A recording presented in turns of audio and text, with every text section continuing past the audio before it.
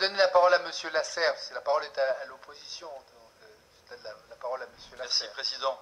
Alors, tout d'abord, pour ce qui concerne la qualité des échanges lors de nos réunions, c'est normal puisque c'est nous-mêmes qui avions souhaité qu'il y ait ce type de réunion. Et elles ont été d'autant plus de qualité que les informations qui nous ont été communiquées l'étaient également. Et donc, je remercie les services qui nous ont fourni des indicateurs suffisamment précis pour pouvoir... Quand vous dites les services, je prends le compliment pour moi. Sauf quand c'est un compliment au service, je le prends pour moi. Quand c'est un reproche au service, je le prends aussi pour moi. Faites comme vous voulez. Alors, ça c'est la première chose. La deuxième, je crois que hier, naguère, je ne reviendrai pas sur l'analyse du passé, qui est somme toute assez juste, c'est le moins qu'on puisse dire, on confondait effectivement le bâtiment et les opérateurs. Mais je crois qu'il ne faut pas, dans la recherche de solutions, réduire la recherche d'une solution au rôle que joue, ou que pourrait jouer la seule association Léonard de Vinci. Pour une raison très simple, c'est que si on regarde la capacité d'accueil de ce bâtiment et les propres capacités de production de cette association, elle ne pourrait de toute façon pas être en mesure de fournir le nombre d'étudiants qui permettrait de couvrir l'ensemble des mètres carrés. Et pour cette association, me semble-t-il, à travers les chiffres qu'on a pu nous communiquer, le problème aujourd'hui, ce n'est pas forcément uniquement augmenter les effectifs, mais ce sont surtout des gains de productivité. Gains de productivité, ça ne veut pas dire développer des capacités, mais plutôt se centrer sur comment on arrive à limiter les coûts qui sont effectivement exorbitants. La troisième chose, peut-être, lorsqu'on essaie de réfléchir à ce qu'elles pourraient être les voies de sortie, des solutions d'avenir, nous nous sommes penchés, j'ai regardé un petit peu ce qui se faisait dans le département du Val d'Oise, qui est un des départements français qui s'est investi dans la constitution d'un pôle d'enseignement supérieur, et pour cause, puisque vous avez toute la partie Cergy, et depuis près de 20 ans, ils ont cherché à mettre en place un pôle d'enseignement supérieur, public, qui a représenté près de 120 millions d'euros d'investissement, et aujourd'hui encore de l'investissement du fonctionnement pour conforter ce pôle dans une logique d'aménagement du territoire, avec derrière, on voit bien le Grand Paris, CDT, tout ceci dans une continuité parfaite, quelle que soit d'ailleurs la couleur politique. Alors si on revient un petit peu sur la situation actuelle, parce que je crois qu'il est important de revenir sur les faits. Aujourd'hui, personne ne paye ou n'est en mesure de payer un loyer. Pour ce qui est des charges, pas tout le monde ne paye la totalité des charges, voire même on subventionne, certains traînent un peu pour y contribuer, et l'une des raisons c'est qu'effectivement, même s'il y a eu des ajustements, il y a ces 35% si on rajoute les amphis, ce qu'on ne fait pas dans les calculs, puisqu'on dit 30, mais si on rajoute les amphis, ça fait 35, 38, eh bien les mètres carrés pédagogiques, l'opérationnel, est largement en deçà des capacités de ce bâtiment. Mais ce qu'il faut également rajouter, c'est que personne, aucun des établissements qui se trouvent dans ce pôle n'a envie de payer les services partagés. Alors les services partagés, c'est quoi? Ludothèque, infirmerie, foyer, etc., etc.,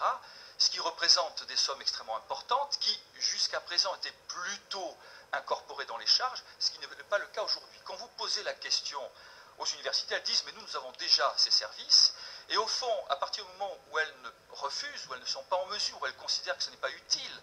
d'abonder sur ces services partagés, eh bien ça veut dire que quelque part l'association elle-même se trouve mise en difficulté parce que c'est elle qui supporte un coût qu'elle ne devrait pas supporter par rapport au nombre d'étudiants qu'elle forme aujourd'hui. Et donc du coup, ça empêche ou ça rend difficile l'évolution de cette association, parce que certes, il y a une équipe très compétente, très professionnelle qui l'a récupéré, mais elle a récupéré un outil qui ne se portait pas bien du tout, parce que vraisemblablement, parce qu'il y avait ce mélange des gens entre occupation des locaux, je soutiens à la fois le fonctionnement, la location, etc., etc., il n'y avait pas de transparence sur ce que recouvrait la performance de ces formations, et du coup elles étaient en train de péricliter, et certaines d'entre elles, en tous les cas, étaient largement en difficulté. Et puis, pour terminer, nous sommes dans une situation un petit peu pas simple pour ces établissements, c'est que ce sont des baux précaires, reconductibles tous les ans, donc c'est un peu difficile de se projeter dans l'avenir. Et enfin, on a mis en place une séparation très étanche entre les deux fonctions. Je gère le bâtiment, moi je l'occupe, mais de façon un petit peu éclatée, puisqu'il y a plusieurs opérateurs qui négocient donc avec le gestionnaire de ce site. Ce qui fait qu'en fait, cette intangité n'est pas si pertinente que ça surtout quand on rentre dans tout ce qui relève de la gestion des espaces disponibles, qui est le cœur de métier d'un opérateur de formation, qu'il soit public ou privé. Alors quand on dresse un tel tableau, on pourrait se dire finalement, la seule solution qui reste, c'est un petit peu ce qui a été évoqué par les uns par les autres, de façon un peu rapide, c'est de dire, bon, écoutez, on se débarrasse de ce pôle, on s'en va, puis on n'en parle plus. La seule difficulté, enfin, il y en a trois en tous les cas. La première, c'est que modifier la destination de ce bâtiment coûterait très cher. Donc le manque à gagner risque d'être substantiel. J'ai à nouveau été visité pour la deuxième fois les locaux hier, et je ne vois pas comment, sans une transformation profonde, on pourrait modifier la destination pour, par exemple, transformer le pôle en bureau, en logement, que sais-je encore. Et l'autre chose aussi, c'est que vous avez donc l'université de Paris-Ouest, Nanterre, La Défense, qui elle-même s'apprête à développer de nouvelles formations sur le pôle. Donc ce serait un peu compliqué de lui dire, écoutez, est-ce que vous pourriez vous installer, puis bon, 2 ans après, vous partez, alors que derrière, il y a toute une logistique à mettre en place. Et puis Paris-Dauphine, eh bien Paris-Dauphine souhaiterait être à La Défense, d'une part, et d'autre part, a besoin de mètres carrés, compte tenu des travaux qu'ils sont en train d'entamer sur leur site principal, qui se trouve porte de Dauphine. Donc au fond... Sauf qu'ils ne veulent pas payer. Alors, effectivement, mais quand on fait un petit peu le point sur ces différents paramètres, finalement,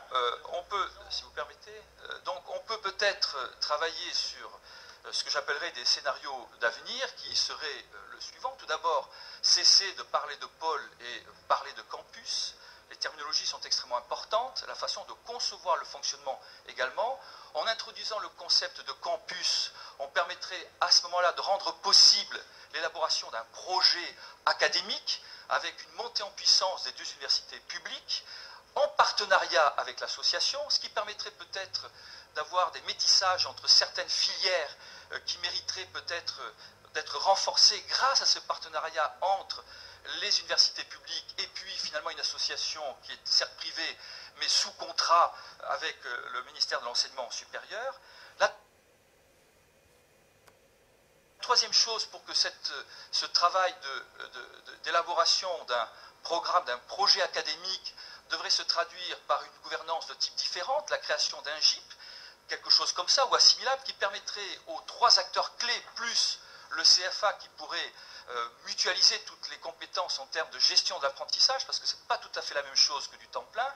eh bien, donc, à travers ce GIP, ils pourraient gérer par eux-mêmes l'évolution, le devenir de ce site. Et puis, pour terminer, pour que ceci puisse être envisageable et envisagé, donc tout un travail sur le réaménagement des locaux, un triple réaménagement, c'est retravailler sur la reconfiguration des salles. Aujourd'hui, vous avez des salles de cours, elles sont soit de 25 ou de 50. Elles sont soit trop petites ou trop grandes. La règle dans l'enseignement supérieur, c'est 30. Donc ça veut dire qu'on est en train de passer à côté de l'essentiel, ne serait-ce que du point de vue des capacités de développement. Et en même temps, sur la partie ludothèque, je pense qu'il y a des aménagements à introduire pour récupérer du mètre carré en termes d'espace de travail, voire même ailleurs, du mètre carré pédagogique, ce qui, de mon point de vue, augmenterait finalement le niveau de productivité. Ce qui veut donc dire que quelque part, l'étude qui a été envisagée, qui arrive, me semble-t-il, un peu tardivement, relativement ouverte sur les scénarios, devrait en tous les cas se centrer en particulier sur les potentiels pédagogiques et associer pleinement, complètement les 3 principaux opérateurs de formation, en l'occurrence les 2 universités publiques et l'association Leonardo de Vinci, pour voir au fond quelle est leur vision, comment comprennent-elles un petit peu ce que pourrait être le devenir finalement d'un projet universitaire, d'un pôle universitaire, avec un intérêt majeur tout de même pour notre territoire, pour le quartier de la Défense, c'est qu'en procédant de la sorte, on pourrait constituer un pôle d'enseignement supérieur de type tertiaire avec 3 grandes entrées, gestion, droit, numérique et derrière une fonction support apprentissage qui participerait pleinement à l'attractivité du territoire et à l'attractivité de ce quartier, mais un quartier au sens large, bassin de vie, autrement dit pas simplement sur la dalle, qui est comme l'un des enjeux pour notre département, comme on aura l'occasion de pouvoir le constater par la suite. Ce qui veut donc dire que,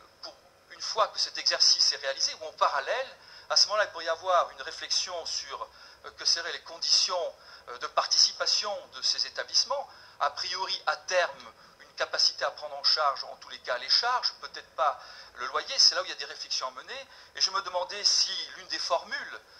complémentaires pourrait peut-être de travailler sur un dispositif de type bail amphithéotique qui pourrait permettre une des façons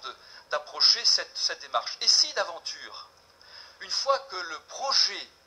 académique est mis en place, à l'interface de deux presses, puisque Paris-Dauphine se trouve dans un presse, et Paris-Ouest, Nanterre-La Défense dans un autre, donc à la charnière des deux, ce qui est quand même, peut être extrêmement intéressant, et bien si d'aventure les conditions d'utilisation des locaux s'avèrent être insupportables pour cet ensemble, et bien d'ici 4-5 ans, on pourrait très bien leur trouver d'autres mètres carrés sur la dalle, sur la Défense, parce que de mon point de vue, on va en trouver de plus en plus disponibles quand on voit le solde entre les entrées et le sortie sur le quartier d'affaires. Et en procédant de la sorte, ça permettrait, en ayant ces quelques lignes directrices qu'il s'agit de travailler, ça permettrait à la fois de solder le passé, de se projeter dans l'avenir et au fond de se rapprocher un petit peu de ce modèle que j'invoquais, celui qui a été développé par le département du Val d'Oise depuis près de 20 ans et qui aujourd'hui, on peut le dire, a été et est une réussite. Merci beaucoup, Monsieur Gazet. Oui,